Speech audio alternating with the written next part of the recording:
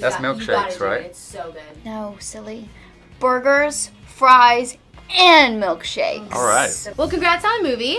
It's Thanks. awesome. Really cool. I'm not gonna lie, I got a little emotional a couple times there. There's just like so much love in the movie, and not just romantic love between the two of you, but just for family in general, and it's really sweet. So February is by far the most perfect time for this movie to come out. So now I gotta know, what is the craziest thing that you guys have ever done for love? Hopefully not ever left your planet. It's tough being in love, man. I guess It's hard. the furthest I've gone, like distance-wise. Yeah. I went to Japan recently to That's see huge. my brother. Oh, that is Because he's been living out there the last kind of year teaching English. That's very cool. more than So I've done. So I missed him a lot. So I Yeah. went out there to see him for Christmas and New Year, and we partied.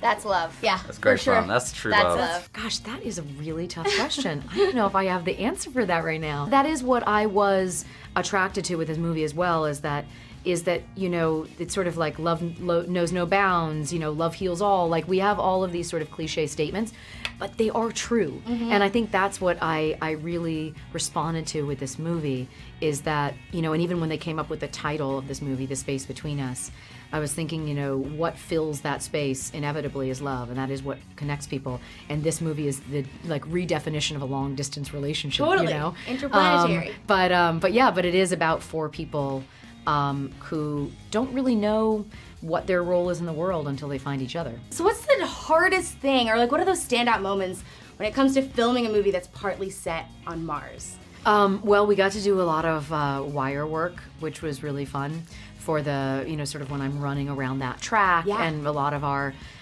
floating in space. And so that was really interesting because I really hadn't done any wire work before, so that was definitely part of the filming on Mars experience. Just the fact that you have to have such a specific kind of personality to be willing to leave everything behind. Yeah. And go and be in a place where you know you will probably never go back to Earth. In this case, they end up going back to Earth, but she really goes back for Gardner. You know, she goes back because she feels like she's got to give this kid a life, and she doesn't want to go back at all. So I guess for me, that was also something really fascinating to explore, a person who is ready to say goodbye to everything.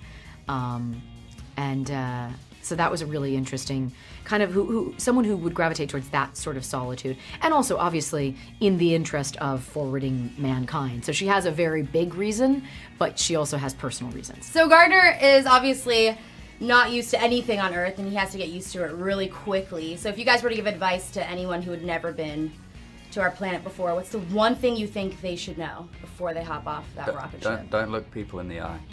Just don't. Whoa, that's good advice, though. I think that's good advice. Yeah. 'Cause people are mean. Yeah, especially in LA, right? People don't like to be looked in the eye over here. No. I would say drink lots of water. Go I for was it. gonna ask, where do you look? Where do you look? In LA. I always look at people's mouths. Yeah, I 'cause always look at can't people's mouths. What is hear- that? I always well, look at I people's can't hear mouths. what's happening, so I'm like, what's she saying? Yeah. So maybe the mouth. Wow. It's kind of a mess. It's kind of a mess filled with a bunch of great people. Boy, you would have to tell them so many things, right? Like, getting on a train would be, you know, that's what's so interesting, is somebody who is theoretically a young adult and yet has none of the training that of how to, of anything. He sees a horse and doesn't know what to Right. do. But I guess I just have to say, look for the good people, right? Like, look for someone who looks you in the eye, and just like, don't be afraid to ask for help. Yeah. And like, this is a sci-fi movie, obviously, and it's really cool to see a sci-fi movie that people of different ages are really going to gravitate towards. Yeah. What do you hope audiences take away from this movie?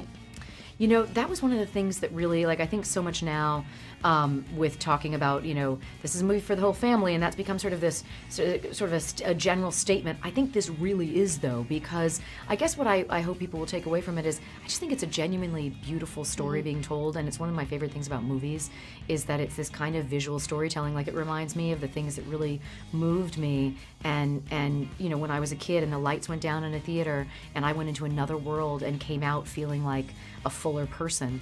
And this movie is, you go on this journey and you really do come out just feeling like there are people. If you haven't found your person yet, they are out They're there. there, yeah. And it doesn't necessarily even mean romantic. It's like what I love so much about this movie too is the relationship between Britt Robertson's character and my character.